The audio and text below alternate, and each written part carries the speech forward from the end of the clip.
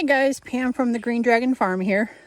So I was out checking things, if they're watered or not. And I came over here to my zucchini plants and I saw this. So first and foremost, let me zoom out here a little bit. These were not this big. Like, this is Monday the 28th of July. These were not this big like a week ago. So proof positive that zucchini has a life of its own. And then also, like, I'm in here looking, oh, do we have any little zucchinis yet?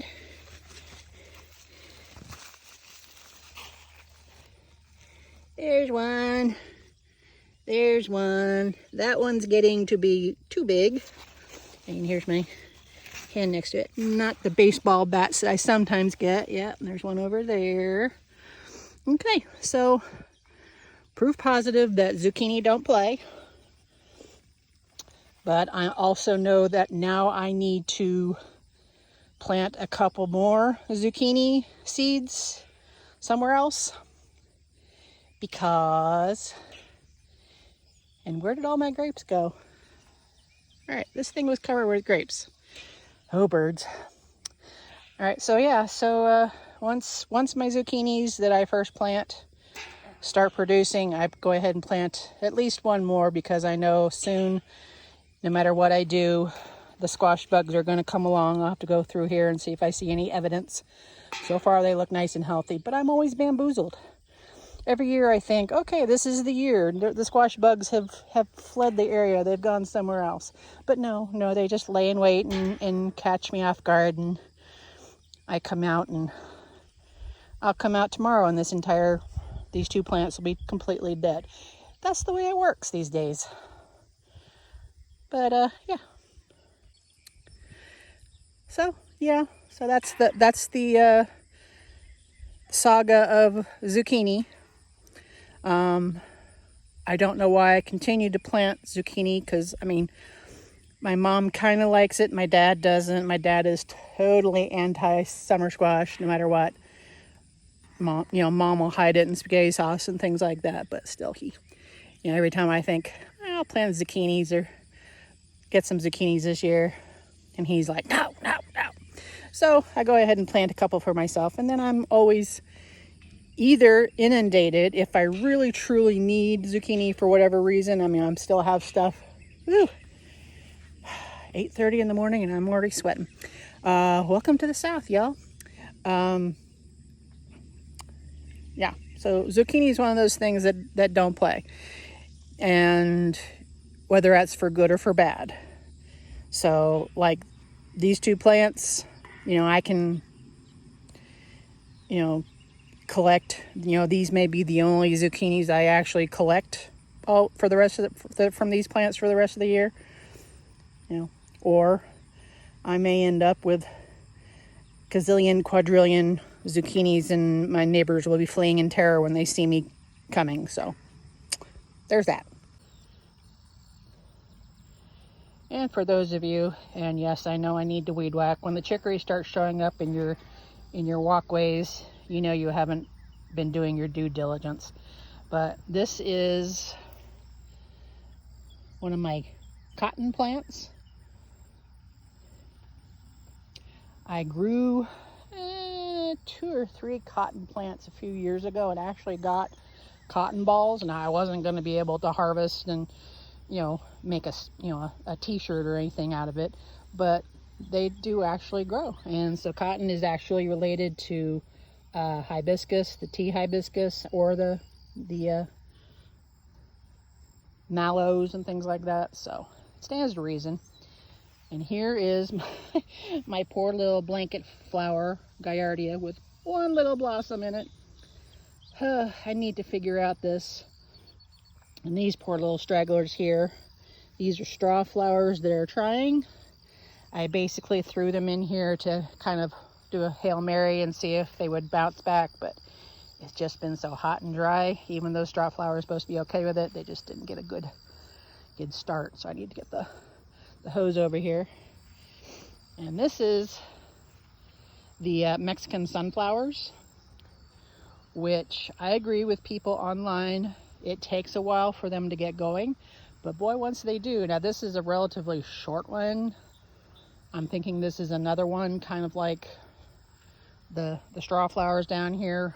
I didn't get them planted until kind of late, but yeah, I can kind of see how it can be a bully in a raised bed situation. This over here is a Gara. It looks like it's just starting to try and put off some little flower blossoms. I bought this on sale at a plant nursery. I had gone up for an orthopedic appointment up in Kingsport, Tennessee. Shout out to Kingsport, yay! But and this was on sale, and I've been reading the last couple years that Gara is a kind of plant that the bees like the flowers, and you can get seeds for Gara, but they're white flowers, which I'm okay with. But I kind of wanted to get into like the reds and things like that, and so this was promised to be a red or a pink Gara. But the couple of blossoms, when they are first, still in bud, the outside is pink, but when it opens up, it's white. So I'm just like, is that the way it's supposed to be, or did someone switch But it's actually doing quite well. Kind of forgot it was here. Luckily, it's a perennial, so I'm not gonna.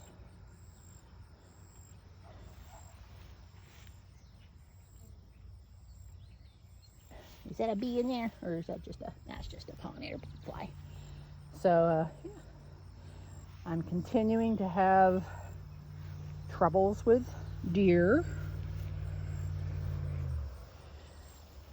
As you can see, this is a mulberry that I put over here just to kind of grow. And this is a gerodum. I have never seen a gerodum get this tall. Gerodum or floss flower. That thing's like 2 feet tall. You can see the buds for it starting here. So, and then these poor little apple tree seedlings. Deer came through here, and if she didn't kill off all the new growth of the scion wood that I had so diligently grafted, 9 of the 10 of these trees were actually successful until a deer came along. And you can see, oh, sorry, so much decimation. So it looks like 1, 2, 3 of the 10 that I planted here still have their grafts intact and are growing. As you can see, a little thing coming out here, but that's actually the rootstock growing there. So, but let's see, that's it, that's dead, that's dead, that's probably dead. I'll go in here and take off the thing, see if it comes back. That's dead. It looks like it's got a little bit of stuff. So even with, thinking, I'll just, keep the rootstock intact and I'll graft some more next year. No. The wench, she even killed off the rootstock. So I have 3 intact grafted seedlings and maybe 2, maybe 3 rootstocks still going. So, sorry for the motion sickness. So yeah, deer are not my favorite this year. 10 years. This is the 11th year that I've had a garden growing here, and this is the first time knowingly that I've had destruction via deer. Not cool. And okay, so the growing determinate tomatoes this may not have been the year to attempt this, or it may be the varieties. I don't know. They're not doing well. I have this really bad problem with paste tomatoes. And I'm about ready to just chuck it all and just say, okay, I'm just going to grow my Juliets, and that's going to be my paste tomatoes, because those seem to be the most successful.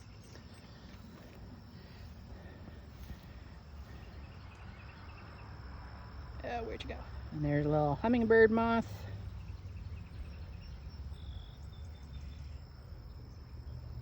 But here's some more of the Mexican sunflower. Woo, zero out. More of it that's kind of flopped over. You can see it flopped over, and I think it's actually, that stem has actually started rooting for another offing, so beware of that. But yeah, I kind of like the Mexican sunflower. I need to put it somewhere, but I think what happened is I put these in between the paste tomatoes so it can grow up in between and kind of be held up by it. But that may have been detrimental to the airflow. Maybe that's part of the problem. But yeah, one of these days I'm going to have a good summer, and I'm going to be able to get stuff done that I want to get done. What are you going to do? Okay, just wanted to show you. I tried a few different varieties of onion seeds this year. I got them from Territorial Seeds. And this variety especially, I seem to be enjoying, or don't seem to be, I am enjoying. So I did the Charles Dowding multi-sowing. I know next year not to do that, because, so these were, I think there were 3 in here. I pulled one out already, but then that's one. And there's an itty bitty one right over there on that side. So note to self, Pamela,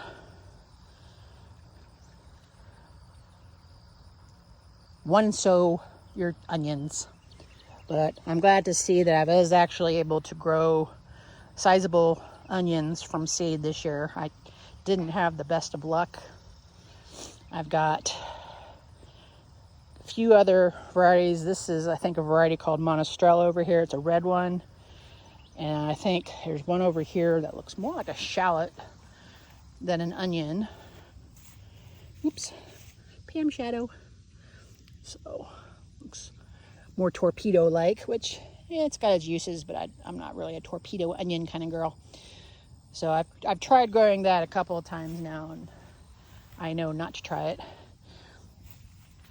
More Pam shadow, and finally the deer seems to have, knock on wood, seems to have started ignoring this sweet potato over here. I'm gonna get the covering out of here. I need to weed whack in the garden. Oh, look, some holy basil that self-sowed itself. Yeah, we'll try to avoid that when we weed whack. And get these onions out of here to give the sweet potatoes a little bit more room to groove. And then I've got it's a bronze fennel there at the end that I just kind of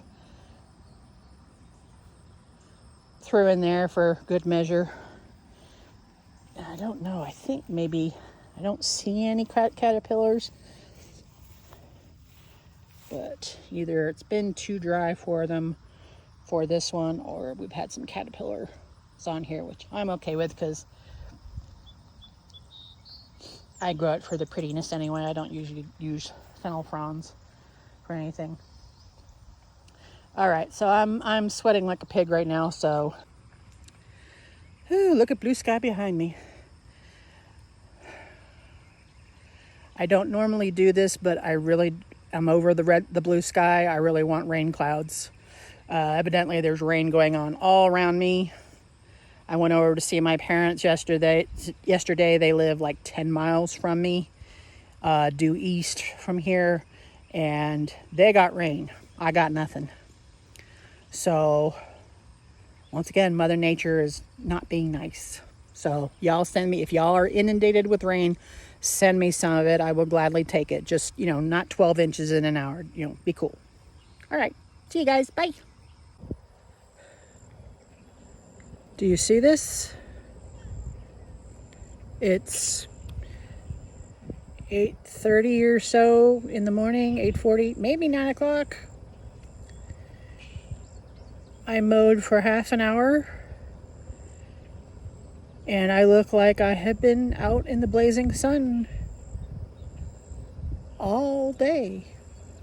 This is why I can't get anything done, because I'm old and out of shape and I can't handle heat. I need to get one of those little things that go around your neck to air condition, and also a hat. A hat would help. But where did my hat go, by the way? Sorry, birds. Making sure they weren't pooping on me. Because, you know, birds are jerks. Anyway, so, yeah. Beaker, why are you in my lap? You're hot and fuzzy. And I'm hot and sweaty. Doesn't go well. This is why I'm not a cuddler. All right, well, at least I got something done. So, that in my back. Who knew that just pushing the lawnmower around for half an hour at 60, I gotta get back in shape. All right, so any of you out there who are watching this who are, shall we say, of a certain age, and I'm going to put this delicately as possible, someone who's gone through menopause, how about that? How do you get back into shape? I mean, you know, mushroom coffee, this vitamin, that supplement, this, that, blah, blah. So I'm past menopause, so I don't need HRT or anything like that. But how do you get back into shape without taking a whole bunch of pharmaceuticals that I don't really want to take? Anywho, so that segued into biting indictment against the pharmaceutical and medical professions. Wow. Anyway, oh, there goes the eyelid. Sorry. Sorry, my brain is dehydrated, I'm sure. Anyway, so, yeah. So anyone on there, this is truly the end of the video, I promise, because I'm going to go upstairs now and, excuse me, take a shower, change my clothes, in that order, yeah. And get a nice drink of water and try to chill out and check out YouTube. Probably put this video up on YouTube. That's a plan. And then I have to come back downstairs and start cleaning out the garage, because my poor car has been sitting out in the blazing hot sun all summer because I can't get my butt together and clean out a spot for her in her garage. I mean, she earned it. She's going to be 23 years old. Not that I know my car's birth date, but I do know when I bought her January 1st, 2003, that the salesman said, you know, it's a Saturn, so they do actually put the date of manufacturer, or did. R.I.P. Saturn. That's a different subject. Anywho, so yeah, so in September, I'll be driving a vehicle that's been on the road for 23 years. And that's a long time. She's older than I am in car years. So, poor little thing, I need to give her a bath and vacuum her out, clean her out. I haven't done that in a while because I'm me. And I don't have money to pay somebody else to do the detailing, so I gotta do it. Or at least get it clean enough so that when I go to the car wash and ask them to detail it, they won't charge me $1,000. Whew. All right, so I was promised by Thursday, this is Monday, by Thursday that this heat was going to break and we might get some rain and cooler weather. I'm not going to take bets of whether or not that happens, because historically, when it's something that I really, really want, it doesn't happen. Weather situations that I don't want to have happen, those usually pan out. So, oh, looks like I have some potatoes to harvest. Get that weed whacked around that bed so I can actually get to them without getting too much tiny livestock. Looking myself over, make sure. Nope, dirt.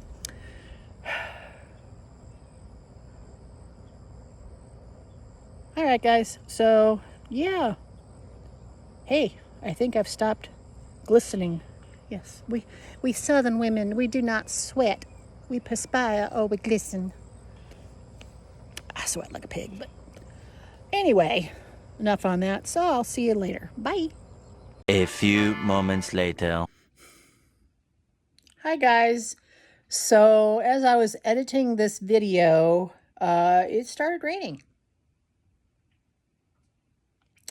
So I'm going to, instead of doing my rain dance, I'm going to make YouTube videos from here on out.